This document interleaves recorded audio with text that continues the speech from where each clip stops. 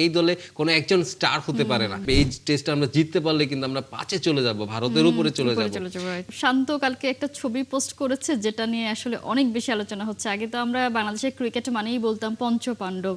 গতকালের ছবিটা দেখে মনে হয়েছে একটা মেসেজ তিনি দেওয়ার চেষ্টা করেছেন যে এখন আর 5 জন বলে কিছু নেই, দলের সবাই পাণ্ডব, সবাই জয়ের জন্য খেলে।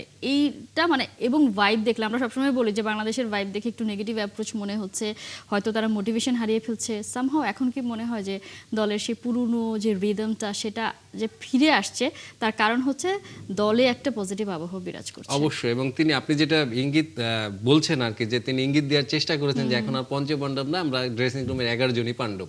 এবং কালকে ওই ছবিটাতে 9 জন ছিল।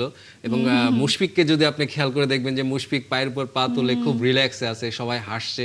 মানে এই যে ব্যাপারটি, মানে পাকিস্তান সামনে খেলছে আর আমাদের মানে ড্রেসিং রুমের থেকে বেরিয়ে এসে যে ছবিটা আমরা দেখলাম, যে সবার ভিতরে একটা পজিটিভ ভাইব। এবং এই দলে কোনো একজন স্টার হতে পারে না, সবাই সবাইকে মানে সাপোর্ট করতেছে। এই জিনিসটা আমার মনে হয় যে অনেক একটা সময় ছিল, আমরা দেখতাম যে পঞ্চপাণ্ডব যে এরাটা ছিল তখনও কিন্তু এরকম একটা আমরা ভাইব দেখেছি, সেই ভাইবটা আবার ফিরে আসছে। এবং এই টেস্ট চ্যাম্পিয়নশিপে আপনি দেখেন, আইসিসি টেস্ট চ্যাম্পিয়নশিপে এই টেস্টটা আমরা জিততে পারলে কিন্তু আমরা 5-এ চলে যাব, ভারতের উপরে চলে যাব। এইটা কিন্তু একটা বড় অ্যাচিভমেন্ট, মানে উইনিং পার্সেন্টেজ আমাদের 50-র উপরে চলে যাবে।